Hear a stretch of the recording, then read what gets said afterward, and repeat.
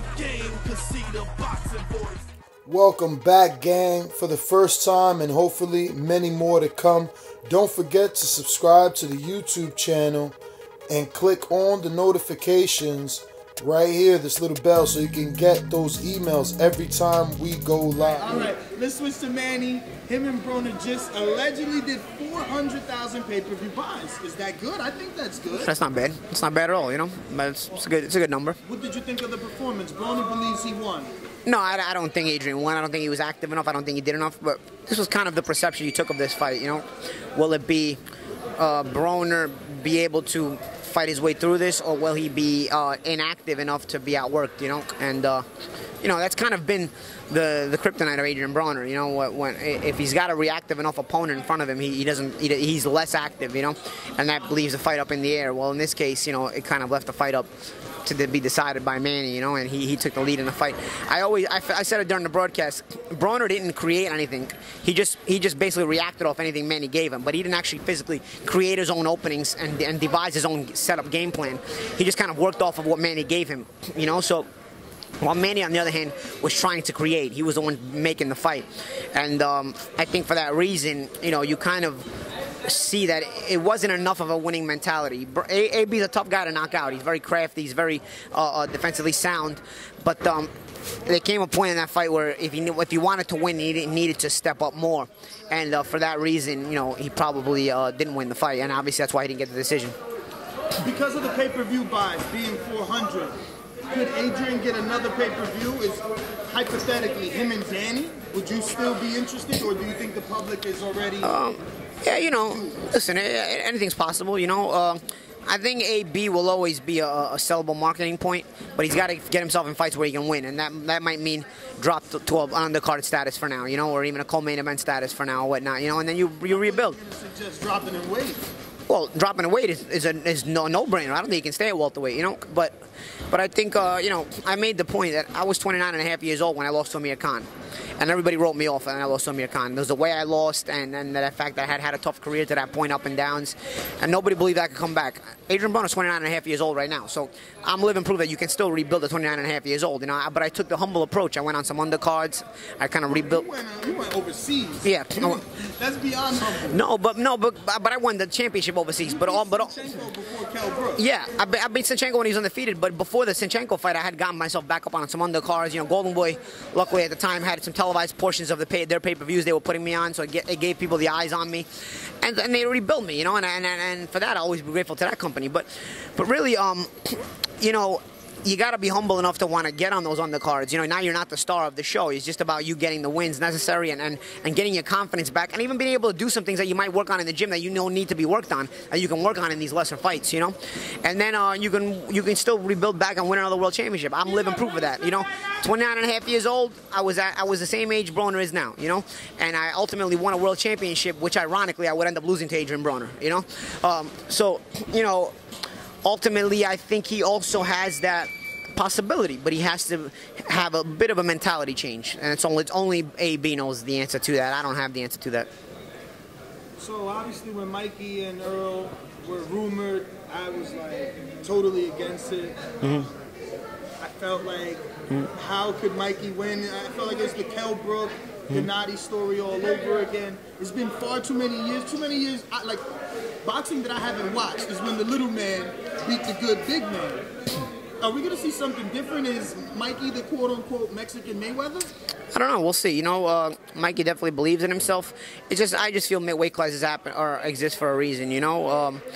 Up until recently, you know, you didn't see a lot of these things, you know what I'm saying? And you wouldn't see a lot of success until Manny Pacquiao did it, you know what I'm saying? So I don't know. I always feel like the bigger guys always have the advantage, you know what I'm saying? They're naturally bigger, and over the course of a long fight, that size comes into play. It fatigues you. You feel it more, you know? You just get, you know, it's not a one-minute street fight, so that size automatically comes into play. Errol and Mikey are world-class fighters, but I think the common denominators are that they're world-class fighters, but the what not so common denominator is Errol's a very big guy, you know. Even for the welterweight division, he's a very big guy, you know. And, you know, think about back in the day, could you have pictured, like, Salvador Sanchez fighting Sugar Ray Leonard? Could you have pictured that? You know, they were great in their times. Could you have pictured, like, I don't know, like anybody who lived in those days, when Salvador Sanchez was doing great things, he was at featherweight, would you have pictured him going all the way up to Sugar Ray Leonard and fighting him? You know, I don't think anybody would have even thought that was conceivable, you know. So you know, you're seeing guys attempt these things now, but I just think it's very difficult, and that doesn't mean they're not both world class. Now, according to the Garcias, they listed on their Instagram, I wish I had photogenic memory to remember all the upsets they listed, but obviously Maidana Broner being one, where Broner was a heavy favorite to beat Maidana. Yeah, but that's... Maidana's also the bigger guy there, you know, like the common denominator. But Broner was coming up on super featherweight, you know what I'm saying? So Maidana was the bigger guy. You know, gotta keep in mind, Broner was a super featherweight like a year before he fought me, you know what I'm saying? So he hadn't been at welterweight very long. I still don't think he's a natural welter or even light welter. So, you know, you bring up these situations, but you always got to keep in mind who the naturally bigger guy was and who the puncher was at that weight, you know? The only situation you're gonna find is Cotto Pacquiao. What does this win do for Errol if he can get it? Like, where's the value? It's a kind of a catch-22 for Errol, because you're dealing to a situation where people are not going to give you credit, and it's not fair to him, because, you know, people will buy into this and everything and say all the right things for this fight, but in the end, when Errol, if he wins this fight, they're just going to say, oh, it was a smaller guy. It's kind of a hard situation for him to be positive about by the public perception. But no, you can't judge a fight afterwards. Right now, everybody's talking about it. Everybody's buying into this fight, right? So you can't just say after the fight, oh, well, he was too small. No, how were you talking about it before? You know what I'm saying? Like, and for Errol, he's always needed that big name opponent. You know what I mean? The opponent that has a big name in the States. You know, I think Kell Brook was a big fighter in the UK, but he needs a big name American opponent and or opponent on these shores. And I think Mikey brings that to the table. And that's what this fight brings them: recognition and notoriety. For Errol, is this a better fight than the Khan fight with Crawford? Because obviously those two are aligned. They're on a collision course. They talk about each other. They've met up. Kell Spence and Terrence Crawford. Oh, yeah. Is the Mikey Garcia a better fight for Errol, both commercially and... Well, I think Mikey's more in his prime, you know, so I think it makes Mikey a bit more dangerous. Amir is not so much in his prime anymore. I really wasn't a fan of how he looked in the Samuel Vargas fight. He was getting hit way too easily. But you can get dropped. Amir gets dropped, but usually Amir only gets hit or dropped with guys punching with him. It's hard to time Amir. You just have to punch with him and hope you get lucky. You know what I'm saying? Or not lucky, because you're punching with him on purpose. So I wouldn't call it luck, but you have to look for that. You have to look for that risk situation. While Samuel Vargas kind of just initiated the 1-2 and dropped him. So I think Errol has a more dangerous opponent. I do, because if you put Mikey against Amir Khan right now, who do you think would win? I think Mikey would win, you know? So I think Errol has a more difficult opponent. Let me ask you, obviously, again, with the Daily Talk Show, we get fans that call in. The opinion is Terrence Crawford should not have signed with ESPN if he really wanted the smoke he claims he wants. Do you believe that? Because you're a fighter, part of your business decisions are in being able to get the opponents. That's why Manny came to PBC, is because, you know, he wants all the big time opponents.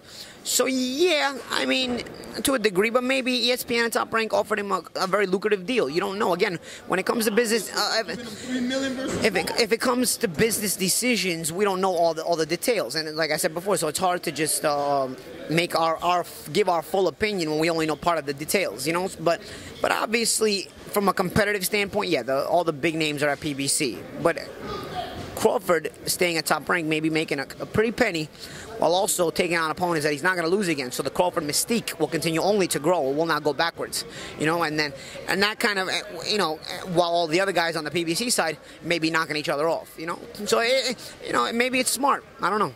Does that fight get to actually happen? I know we've seen cross promotions with networks before, but we've never been really in this particular space in boxing where three giants, if not four with Fox, are competing. So I don't think anyone really wants to share their inventory, or do you see that fight being big enough where networks... Well, Showtime and Fox are basically the same inventory, but then you have DAZN and then you have ESPN, yes.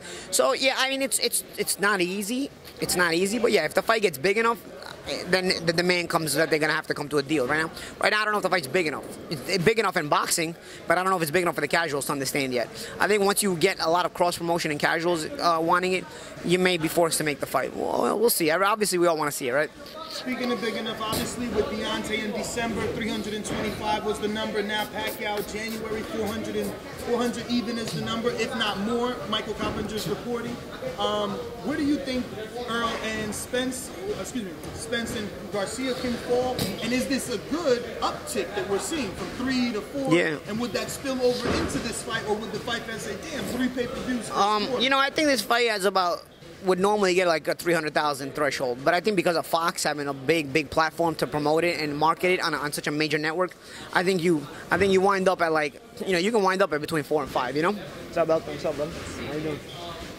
So we'll see. Hopefully, the more buys, the merrier, right? What's up, TPV family? Yes, YouTube has been cutting funding to their channels as of late, and with net neutrality going through its process, the internet is changing. If you want to keep your favorite channel intact, coming up with tons of content, and plus get hours and hours of extra content, head over to patreon.com/ThaBoxingVoice to become a member of the TPV family and help support the channel. Peace.